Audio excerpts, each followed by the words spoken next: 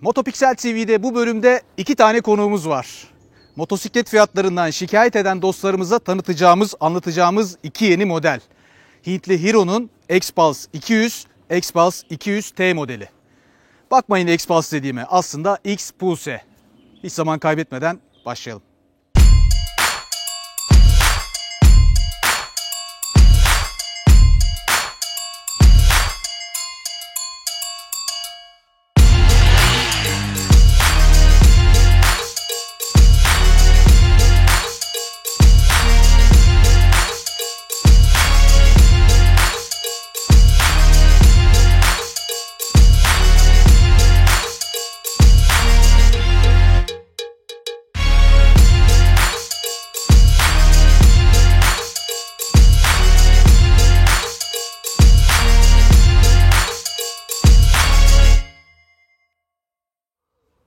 Bu 2 yeni modelin tanıtımına geçmeden önce, özelliklerini anlatmaya başlamadan önce nasıl incelemeye karar verdik ve nasıl inceleyebildik? Önce ondan bahsedeyim. Çünkü henüz daha dünyada incelemesi yok.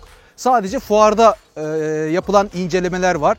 Sanırım dünyada ilk incelemesini biz yapıyoruz Motopiksel TV olarak. Bunu bize Önder Motor sağladı. Hero ile iletişime geçelim. Yani bu modeller hakkında bilgi alalım istedik ve karşımıza Önder Motor çıktı. Gittim, dedim ki abi bu modeller hakkında hani bilgi alalım. Nedir, ne zaman gelecek, özellikleri falan gibi şeyler için gittim. Dedi ki motorlar burada. Dedim ki abi bunları dedim bize teste aç.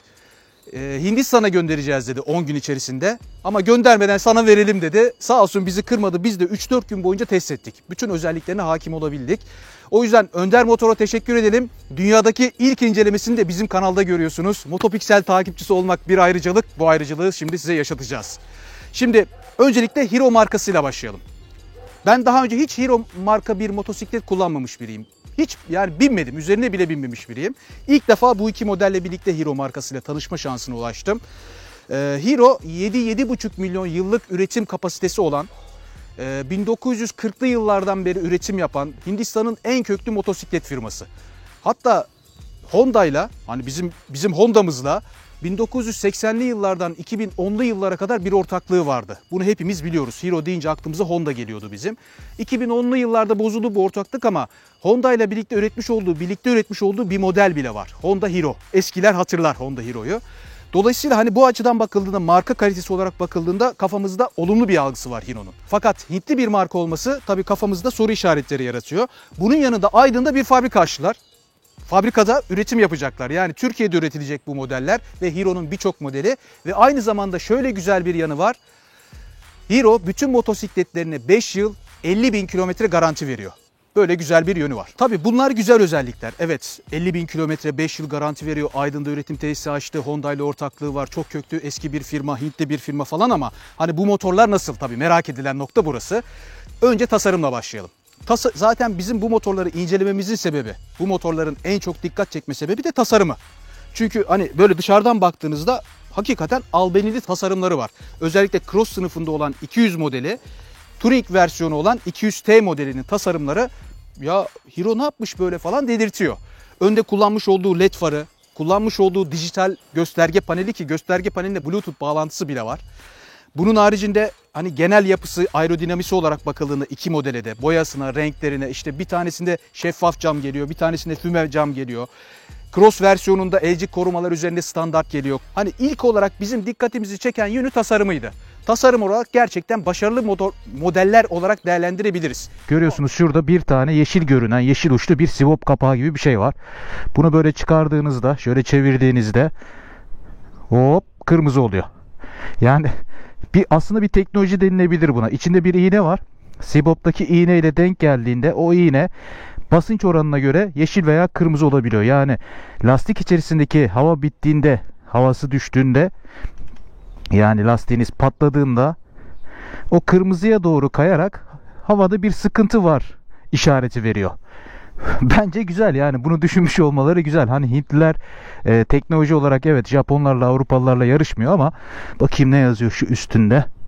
33 yazıyor. Hatta hava derecesini de yazmışlar. Arkaya 33 bas, öne kaç bas, öne de 25 bas diye belirtmişler bak.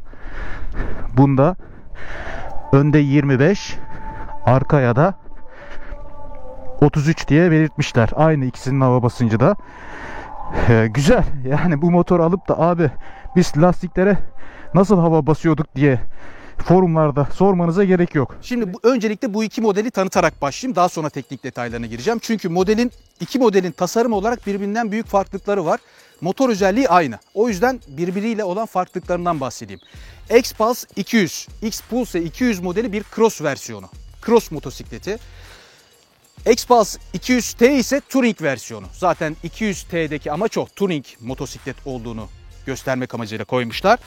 Cross versiyonunun önde 21, arkada 18 inçlik lastik teker çapı var. Süspansiyonları birbirinden farklı. Sanırım Touring versiyondaki süspansiyon 88 cm iken bu işte 90-93 cm kadar. Tabii cross versiyonu olduğu için daha yüksek süspansiyona sahip bir süspansiyon yapısı var. Bunun haricinde işte görmüş olduğunuz gibi çamurluklar farklı. Bu cross tarzında hani bir araziye girdiğinizde sürücüyü koruması amacıyla kullanılan, crosslarda kullanılan bir çamurluk. Touring versiyonunda daha normal bizim bildiğimiz standartlarda bir çamurluk. Bunun haricinde seleleri farklı. Hem sele yükseklikleri hem de tasarımları farklı. 79,5 santimetrelik bir sele yüksekliği var Touring versiyonunun. Cross versiyonun ise 82,5 santim. Yani arada 3 santimlik bir fark var. Aynı zamanda tasarımlar da farklı. Touring versiyonu daha böyle albenili, güzel. Cross versiyonu ise daha böyle cross tarzında. Evet, bu bir cross motosiklet denilecek bir sele yapısı var. Sertlikleri aynı. Ona eksilerde geleceğim. Bunun haricinde egzoz yerleşimleri farklı. X-Pulse versiyonunda egzoz yukarıda. X-Pulse 200T versiyonunda egzoz normal standart olması gerektiği yerde. İçeride bulunan hugger'lar, arka amortisör korumalar da farklı. Touring versiyonunda gerçek bir amortisör koruma. Cross versiyonunda ise sadece orada zincir muhafaza şeklinde konumlanmış bir amortisör koruma var. Bunun haricinde karter muhafazaları farklı. Aynı tasarım ama 200T versiyonunda altta plastik bir karter muhafaza varken Cross versiyonunda metal, daha dayanıklı bir versiyonunu kullanmışlar. Tabii lastik teker çapları, jantları farklı dedik ama hani jantlar şey olarak da farklı. Cross versiyonunda tel jant kullanıyor ve tube type, yani iç lastikli, şambiyerli lastik kullanıyor. 200T versiyonunda ise normal 17 inç çelik jantlar kullanıyor. Bu tarz farklılıkları var arasında. Yani bu farklılıklar bize neyi gösteriyor? Abi bu cross motosiklet, bu da touring motosiklet. Şimdi en çok hangisini beğendim onu sonra söyleyeyim. Çünkü ben içlerinden bir tanesini çok beğendim. Ömer'i de çağıracağım yanıma, ona da soracağım en çok hangisini beğendin diye. Fakat bu beğenme özelliklerine gelmeden şundan bahsetmem lazım. Motor özelliğinden. Çünkü en önemli noktamız orası. Şimdi evet, Hero markasının kalitesinden bahsettik. Aradaki farklılıklardan bahsettik. Biri cross, biri touring. Tasarım falan harika dedik ama hani motor bize ne sunuyor? Onu anlatmamız lazım. 200 cc'lik, 199.6 cc'lik tek silindirli ve hava soğutmalı bir motor bloğu kullanıyor. 18.4 beygir, 17.1 Nm tork üretiyor. Yani buradan neyi anlıyoruz? Net olarak bunu söyleyelim. Eğer bu motorlardan hız, sürat bekliyorsanız bu motorları almamayı düşünebilirsiniz. Yani hız beklenilecek, performans beklenecek motorlar kesinlikle değil. Bunu açık ve net bir şekilde söyleyeyim. Bakın 123, devir kesiciye girdim şu anda, sallanıyor. 123'te, 124. Yani hız sınırı bu. 123, 124. Belki 125. Şu anda devir kesicide böyle sallıyor, yani kesiciye giriyorum diyor. O hissiyatı ve siz belki hissetmiyorsunuz ama tapa gazım, 5. vitesteyim. Şimdi meyil aşağı bir daha deneyelim bakalım. 116, 117, 118, 119'da devir kesiciye girdi. Evet. 116, 117 gibi. Diğerinin lastik teker çapı daha yüksek olduğu için onda 122'leri falan gördüm. 122-123'leri gördüm. Burada da 116-117 gibi. 17.1 Nm torku 6500 devir civarında üretiyor. 9000 devirde devir kesiciye giriyor. Yani bu ne demek? Orta devirlerinde üzerinde var olan gücünü verebilen, kendi sınıfında üretmiş olduğu güce nazaran güçlü bir motosiklet olarak tanımlayabiliriz. Yani torklu diyebiliriz motora. Normalde bu tarz motorlar genelde Soç karakterli olur ve 2 sübap kullanılır. Böyle cansız olur. Böyle gaza yüklendiğinizde mıh der gitmez. Bu motorların şöyle güzel bir yanı var. Hızı düşük, evet, orası kötü bir yanı. Yani yüksek süratlere çıkamıyorsunuz ama atıyorum 5. viteste 30 kilometrenin altına bile indiğinizde toparlayabilme özelliği var. Çünkü 4 sübap kullanmış silindir başına. Yani tek silindirinde 4 sübap var. Bu açıdan bakıldığında üzerinde var olan torku makul seviyelerde, sizi memnun edecek seviyede verebilen bir karakter sergiliyor. Şimdi motor bloklar aynı. İkisi de 5 vites. Bunun da altını çizeyim. 5 vitesli, 6 değil. Bunun haricinde 140 kilogramlık ağırlıkları var. Yani bu net ağırlık mı, kuru ağırlık mı bunu açıkçası bilmiyoruz. Çünkü hem Hero'nun kendi global sitesinde hem de dünyada araştırdığında hakkında çok fazla özellik bulamıyorsunuz motorun. Hatta yakıt hacmini, yakıt gideni falan da biz kendimiz hesaplamak zorunda kaldık. Sele boylarını kendimiz ölçtük, amortisör boylarını kendimiz ölçtük falan. Hiçbir teknik bilgi yok. Biz kendimiz bulabildiğimiz kadarıyla anlatıyorum size. Hakimiyeti güzel, zevkli, keyifli, zor değil. Dengeli bir motor bakın. Dengeli bir motor. Üzerindeki lastikten dolayı şimdi bak elimi bırakayım. Sallamayı göreceksiniz. Kafa sallamayı fark ediyorsunuz umarım. Kamyonun arkasından da kurtarayım. Yani lastikten dolayı, tırtıklı yapısından dolayı bir kafada bir sallama var ama kullanım sırasında bu ele gelmiyor. Ele hissettirmiyor. Yani titreşim olarak bakıldığında da böyle tek silindirli böyle Çin malı bir motor titreşimi yok. Onu net söyleyebilirim. Bu motosikletlerde kickstart, ayak marşı var. Yani enjeksiyonlu motosikletlerde bu nasıl yapılıyor diye kafamızda soru işareti yaratıyor biliyorsunuz ama bu motosikletlerin özellikle Hintlilerin kullanmış olduğu enjeksiyon sistemi teknolojisi biraz daha farklı. Yani karbüratörden bir tık sonrası. Hani direkt elektronik enjeksiyon olarak tanımlanamaz ama karbüratör sistemini yani yakıt püskürtme sistemini programlayarak yapılmış bir enjeksiyon sistemi olduğu için kickstart üzerine eklenebiliyor. Ayak marşı eklenebiliyor. Tabii bunun eklenme sebebi de çok önemli. Çünkü Hindistan'da biliyorsunuz bu tarz motorlar aslında Hindistan'da bütün motorlar bisiklet niyetine kullanılıyor. Yani onlar alayım aman aküyü kontrol edeyim, aküyü şarj edeyim, akü bitti yenisini alayım falan dertleri yok onların. Akü bittiği zaman yolda kaldığı zaman kickstart'ta çalıştırıyor abi yola devam ediyor. O yüzden hani Hindistan şartlarına göre üretilmiş motorlar olarak bakıldığında Türkiye şartları için de aslında mantıklı denilebilir bu kickstart olayı. Akünüz bitti, tarlaya gittiniz, ne yapacaksınız abi? Akü mü alacaksınız, şarj mı, takviye mi yapacaksınız? Oradan basacaksınız ayak marşına, çalıştırıp gideceksiniz. Bu anlamda mantıklı. Enjeksiyon sistemi buna uygun bir enjeksiyon sistemi. İki motosikletin de 11 litrelik bir yakıt hacmi var ve 100 kilometrede sıkı durun ortalama 2,5 litre yakıyor. 2,5 litre ortalama. Biz Ömer'le birlikte hep full devir kullandık. Son devir. Hep çünkü hani biz alışmışız hani büyük motorları performanslı kullanmaya. Buna rağmen en fazla 2,7'ye kadar çıkarabildik. Yani bu motosikletin yakıt giderini 100 kilometrede 2,3'e kadar bile düşürebilirsiniz. Hani sakin kullanımda böyle basmadan sakin kullanırsanız 2,3'e bile düşürebilirsiniz ki çok harika bir yakıt seviyesi. Yakıt gideri öyle söyleyeyim. Beğendiğim başka bir yönü ise vites geçişleri. Abi şakır şakır, şıkır şıkır, tıkır tıkır, takır takır neyse yani nasıl tanımlanırsa çok güzel vites geçişleri var. Böyle net, direkt geçiyor ve hiç zorlanmadan debriyaj kullanımı çok kolay, çok rahat. Vites şanzıman sistemini çok beğendim. Bunu net açık bir şekilde söyleyeyim. Şanzıman sistemi müthiş. Şu noktanın altını çizmemde fayda var. Eğer siz bu motosikletleri herhangi bir Japon veya Avrupalı modellerle kıyaslayacaksanız, onlardan beklediğiniz şeyleri bekleyecekseniz beklentilerinizi karşılamaz. Çünkü Hintliler ayrı bir sınıf olarak değerlendirilmesi gerekir. Yani onlar zaten Avrupalı ve Japonlarla yarışma gibi bir dertleri de yok. Onlar kendi içlerinde yarış halinde. Kimler bunlar? İşte Bajaj var, Hero var, Royal Enfield var, TVS var.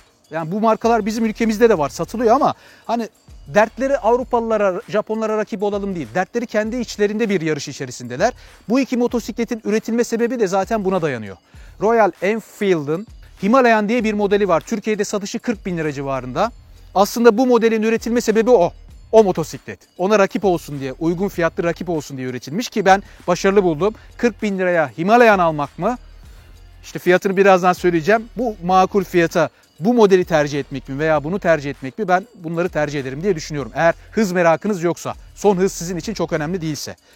Şimdi tabii frenlerden kısaca bahsedeyim. ABS'li, Euro 4 normları gereği ama sadece önden ABS'li. Fakat önden arkadan disk fren kullanıyor. Nissin'in fren tertibatı var ikisinin de üzerinde. Frenleri çok iyi, başarılı. Ben çok performanslı buldum. Fakat orada bir eksi yönü var. Onu eksilerde değineceğim. Üzerinde bulunan lastikleri. Eksilerde onu tekrar konuşuruz. Bunun haricinde süspansiyon hissiyatından bahsedeyim. Süspansiyon olarak hani yumuşak, böyle çok yaylanmıyor. Çok böyle sizi hakikaten üzerine çok konforlu seyahat ettirecek süspansiyonları yok. Sert de denilemez ama ortasında konumlanmış. Fakat ikisinin de selesi sert. İkisinin de selesi hakikaten böyle alttan size veriyor. Sert dedirtiyor. Çok konforlu motorlar değil ama özellikle şu motorla araziye girdiğinizde yani o konforu zaten aramıyorsunuz. O direkt ne kadar güzel bir motormuş hissiyatı veriyor. Bu motorla ise hani touring ya, asfalt kullanımında, şehir kullanımında öyle hani bir 30-40 dakikaya kadar da hani rahatsız etmiyor. Evet sert dedirtiyor ama hani çok da kötüymüş, bunda 10 dakika sonra popom ağrıdı dedirtmiyor. Böyle tanımlayabilirim. Bak şimdi abi 5. vitesteyim. 4000 devirin altına hala düşemedik. Mesela düştü. Yükleniyorum. Böyle bir çalkalama, sallantı, vuruntu yok. Gayet net gidebiliyor. Toparlayabiliyor yani. Dolayısıyla hani şehir içerisinde böyle şakır şakır sürekli viteslerle uğraşma gereği yok abi. Al 3. vitese. İster 3. viteste kalk, ister 5. viteste işte 30 km hıza düş. Özetleyelim. Motosikletler kendi klasmanında Hint sınıfında ucuz maliyetli, uygun fiyatlı ve tasarım olarak hani Avrupalılarda bu tasarımlar var. Suzuki V-Strom 250 gibi, BMW G310 GS gibi, Kawasaki Versi 300 gibi. Hani enduro, yol endurosu karışımı yeni melez modellerimiz var ya, ki onların fiyatları çok uçuk. Uygun fiyata, uygun tasarımlar olarak görünüyor. Beygiri düşük, çok hızlanamayan motorlar. Torku yerinde, 5. viteste bile 30 km hızlarla ilerleyebileceğiniz motorlar. Bunun haricinde son olarak şunun altını çizeyim. Bu motosikletler oynamaya çok güzel gelir gibi hissettirdi bana. Yani işte atıyorum stickerlarıyla veya boyasıyla veya aksesuarlarla böyle biraz oynanıp, böyle biraz motorla uğraşmayı seven adam için böyle oynanıp çok daha karizmatik motorlar haline getirilebilir ki dışarıdan hakikaten böyle bunlar Hintli kardeşim, bu yani bu Hintli, Çinli gibi görünüyor. Adi motor gibi görünmeyen, oynamaya gelen, üzerinde var olan motor bloğu çerçevesinde var olan gücünü de verebilen iki güzel model.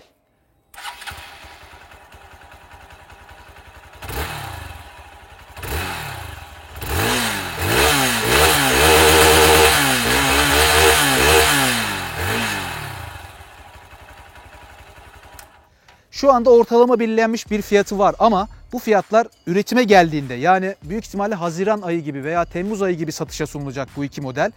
O dönemdeki dolar euro kuruna göre değişebilir ama bugün itibariyle bize söylenen 200T versiyonu 15.500, normal 200'lük versiyonu, cross versiyonu 16.500 civarında olacak. Yani bu fiyatlara uygun gibi görünüyor. O yüzden fiyatları başarılı, eksi değil. Hintliler ayrı bir sınıf, ayrı bir klasman. Dolayısıyla tercih edecek olanların Avrupalı ve Japon motorlarda aramış olduğu, bulmuş olduğu şeyleri bulması zor. Ne gibi? Mesela hani plastik ve metal aksam kalitesi gibi. Yani Hintli olduğunu belli ediyor ki BMW'nin mesela 310'luk serileri de Hindistan'daki TVS fabrikasından çıkıyor. Onu anlatırken de bahsetmiştim. O izleri görebiliyorsunuz, Hintli izlerini. Yani nasıl görebiliyorsunuz? Atıyorum şu işte şey başları, çatal başlarından, işte şurada kullanılan metalin boya kalitesinden, gidonda kullanılan somunlardan, sistemlerinde kullanılan malzemenin kalitesinden şeyi hissediyorsunuz. Bu bir Avrupalı ve Japon değil dedirtiyor ama hani Çinli de dedirtmiyor. Hintli olduğu belli oluyor. Yani Hint motoru kullanmış olanlar bunu anlarlar. Benim eksilerde değerlendireceğim en kötü yanı, en beğenmediğim yanı ise şu: üzerinde gelen lastikleri.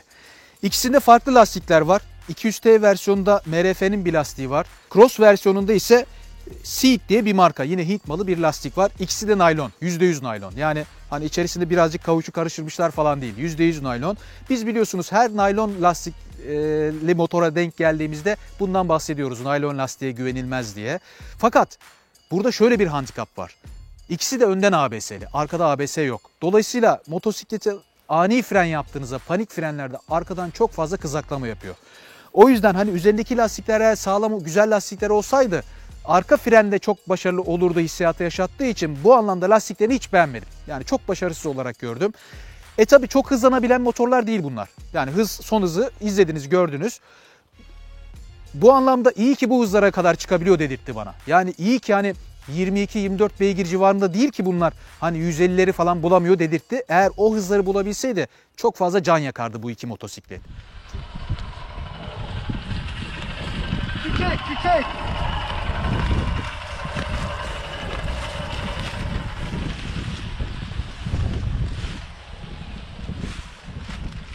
Beğenmediğim bir yönü daha var. O da gösterge panelinde. Şimdi biz bu motosikletin gösterge panelini gördüğümüzde dedik Hero ne yapmış abi dedik. Böyle şaşırdık. Hakikaten ilginç geldi bize. Hatta şöyle geçeyim, açayım da anlatayım. Hakikaten Avrupalı Japon motorlarda bulunan güzel bir gösterge paneli var. Beyaz renkli arka aydınlatması var. Sağ tarafta bulunan özellikler çok dikkatimizi çekti. Trip 1, Trip 2 verileri var. Trip verilerin içerisinde yapmış olduğunuz total kilometre, ortalama hız, bir de kullanım saatiniz, kullanım sürenizi belirtiyor. Altında takvim var. Yani hani bugün işte 30 Mart'mış mesela, onun tarihini yazıyor. Sol tarafında devir saati, hız göstergesi ve vites göstergesi var. Bu da hoşumuza giden özelliklerden bir tanesi. Altta saatiniz ve total kilometreniz var. Yani veriler olarak güzel verilere sahip. Bundan yana sıkıntı yok. Trip 2'den sonra bir Bluetooth ekranı karşınıza çıkıyor ama bu motorlar demo motor olduğu için bu özellik henüz aktif değil. Biz yani Bluetooth'ta henüz bağlanamadık. Büyük ihtimalle bir program, bir application eşliğinde bağlantı sağlayacaktır ama bu Bluetooth ne işe yarıyor onu bilemiyoruz, tahmin edemiyoruz. Bağlanamadığımız için bilmiyoruz ama Bluetooth modülüyle birlikte geliyor olması bence çok başarılı. İlerliyorum. Gaza yüklendikçe çentiğin içi boşalıyor ve farkındaysanız burada bir ok işareti. Çok yukarıdasın diyor. Çok yakıyorsun diyor. Bak dikkat et diyor. 2'ye aldım. Şu anda 2 çentik dolu. Orta seviyede yakıyorsun diyor. Biraz daha yükleniyorum. Bak diyor. Çok yakıyorsun ha diyor. Gazı kes. Gazı kesiyorum. Yüksek vitesi alıyorum. Bak. Üçü birden doldu. Şu anda ekonomik kullanıyorsun diyor. Gösterge panelini ben çok beğendim ama şunu isterdim. 2019 yılındaki bir motosiklette hani yakıt verisini göstersin isterdim. 100 kilometrede ne kadar yaktığını en azından anlık vermese bile totalde göstersin isterdim. Bunu eksi olarak değerlendirebilirim. Bunun haricinde de sele sertliği bizi rahatsız etti. Hem Ömer'i hem beni. Yani selesi çok konforlu değil iki motorun ama hani böyle 30-40 dakika kullandıktan sonra artık rahatsızlık vermeye başlıyor. Böyle 15-20 dakika 30 dakikalık kullanımlarda tamam sert ama diyorsunuz ama kullanıyorsunuz yani. Şimdi tabii motosiklette eksi ararsanız çok bulabilirsiniz. Artı ararsanız da çok fazla bulabilirsiniz. Bu kişiden kişiye değişebilir. Ben genel kullanım hissiyatı olarak görmüş olduğum, gözlemlemiş olduğum, beğendiğim ve beğenmediğim yönlerini anlattım. Örneğin mesela hani bu cross olan versiyonu iç lastikli, şambiyerli. Hani şey denilebilir eksi ararsan. Ya abi niye şambiyerli lastik koymuşlar 2019 yılında denilebilir. Fakat hani arazi gereksinimlerini falan düşündüğünüzde, şambiyerin görevini falan düşündüğünüzde gayet mantıklı gelebilir. O yüzden hani çok eksi artı şeklinde değil de motosikletleri kendi sınıfında değerlendirmek lazım. Bu sınıfta özellikle bu Hint, Çin sınıfında bu iki modele ihtiyaç vardı ve ben başarılı iki model olarak görüyorum. Böyle özetleyebilirim iki motosikleti. Özellikle şu cross versiyonundan çok zevk aldım ben. Ömer'le bayağı test ederken hep genelde aslında bunu kullandım. Araziye girdim çıktım falan. Haziran ayı gibi belki Temmuz ayı gibi Aydın'daki Hero fabrikasında üretilecek ve satışa sunulacak fiyat performans ürünü olarak değerlendirdiğimizde bütün bu özellikleri göz önünde bulundurduğumuzda alınabilecek iki güzel model olarak değerlendiriyorum. Şimdi tabii ben hiç daha önce Hero kullanmayan birisiydim. Hero kullanmayan birisi olarak genel izlenimim bana şunu yaşattı. Hintli kategorisinde değerlendirirsem eğer evet başarılı motorlar. Peki ben daha önce ne Hintli kullandım abi? Bir Bajaj falan test ettik. TVS belki böyle küçük bir şey test ettik. Royal'i hiç binmedim, Royal modellerine. Fakat Ömer, benim kardeşim, dostum Ömer, birlikte çekiyoruz bütün bölümleri. Daha önce bir sene boyunca Bajaj NS200 kullandı. Dolayısıyla deneyimi var. O yüzden Ömer seni çağırayım buraya. Gel şu motorları bir de o açıdan değerlendir bize. En azından izleyenlere bir şey olsun, bir katkısı olsun. Kardeşim hoş geldin. Hoş bulduk. Nasılsın? İyi. 3-4 gün boyunca test ettik bunları. Evet. Şimdi sana şunu sorayım abi. Söyledim az önce. Sen bir yıla yakın zaman 8-9 bin kilometre NS200 kullandın. NS200. İlk hatta başlangıç motorunu muydu senin? Denmez. Denmez ama yani Yine uzun de vade onu, kullandım diyelim. Kullandın. Şimdi Hintli, Bajaj'da Hintli. Rakip Evet. olarak büyük ihtimalle onları gösterecekler abi. 200 NS'in fiyatı da şu kadar ama şu kadar beygir üretiyor falan diyecekler. Doğru. Sen şimdi bir sene kullanmış biri olarak ne diyorsun bu iki motor hakkında? NS bir tık daha beygirinden dolayı biraz daha atik bir motordu. Ha, evet. Hani atiklik Gaz verme göreceli hissiyatı vardı diyorsun. vardı ama bunda da şöyle bir güzellik var. 4. 5. vitesteyim. 40-50'deyim. Sen de bahsettin Evet. bu konuda. Hani öksürme diye bir şey yok yani. NS'de bir öksürüyordu. Vitesini bulamasan tak tak tak Böyle bir tak. sallıyordu aşağıdan. Aynen zincir oradan vurmaya çalışıyordu. Bunda onu yaşamadım. O çok güzeldi. Şöyle diyeyim son hızına kadar zaten gittik ama ben hep 4-5 kullandım yani. Hatta birinde vitese geçirememiştim. Aha. O göstergede bir aptallaştı bir o sıra. Kalktım 5'e gelmişim. Hani 3'le kalktım.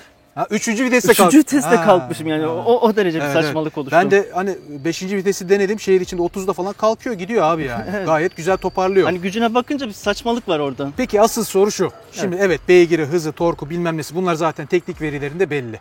Kullanım hissiyatı olarak, titreşim olarak sorayım sana. Bajajlar mı daha çok titriyor, bunlar mı daha çok titriyor? İkisi de titriyor. İkisi de titriyor. Ama bunun şöyle bir güzelliği var. Bana hissettirdiği daha doğrusu. Hani öksürme dedim ya. Ha. Öksürme olmadığı için orada bir keyif aldım. NS'te de alıyordum ama bunda daha bir ne denir ona? Daha bir huzurlusun. Ben ona şöyle yorum yapayım. Bana göre bunlar daha az titriyor. Daha sağlam. Yani titremelikten kastım şu. Tek silindir titreşimi değil. Hani işçilikten kaynaklı bir titreşim vardır ya. İşçilik dedin de yani bak o kadar kullandık bir zırıldayan bir yerini duymadım. Kesemiyordun abi. Evet, evet. Ya yok göstergenin orasında bir şeyleriniz. Bajajlarda böyle bir handikap vardır. Evet, yani- Bunlar daha bu anlamda kaliteli. Yani iki henüz model. zırıldayan bir yerini duymadım. Aynen öyle. Aynen öyle. Bir de şöyle bir artısı var. Şimdi Bajaj'la kıyaslıyoruz. Aslında yanlış. Neden yanlış? Bajajlar genelde naked tarzında. Naked evet. NS serisi öyle. RS serisi hani süper sport tarzında. Dominar belki hani şey olabilir ama 400'lük sınıf şu andaki mevzumuzun dışında. Hani bunların sınıfları farklı. Bu cross abi, bu touring. Yani naked değil. O yüzden hani çok birbiriyle kıyaslanması doğru değil ama Değil. hitli olduğu için, Ömer de kullandığı için aslında kıyaslamış şey olduk. Eklemek istediğin bir şey var mı? Ya ben bunu çok beğendim. Ben de onu çok beğendim abi. bu Bu hakikaten bu her yola geliyor. aynen, Her yola aynen. geliyor. Bunu alıp var ya şey yapacaksın abi. Böyle düşeceksin, kalkacaksın falan hiç acımazsın da. Evet. Yedek parçası ucuz, servisi bol falan. Hani 5 yıl garanti veriyorlar falan. Ya o bambaşka bir şey. Teşekkür ederim kardeşim. teşekkür Sağ ederim. olasın. Bir kapatayım programı. Lütfen beğenip abone olmayı unutmayın. Beğenip abone olanlar bir gün inşallah şunu görsünler diye bir duayla kapatayım. Hitler'in modellerini gördünüz, inceliyoruz, tanıtıyoruz. Birçok marka modeli inceliyoruz, tanıtıyoruz. Bir gün kendi motosikletlerimizi, Türk mallarını inceleyip tanıttığımız modelleri görsünler inşallah diyeyim. Kendinize iyi bakın. Tekrar görüşmek üzere. Hoşça kalın.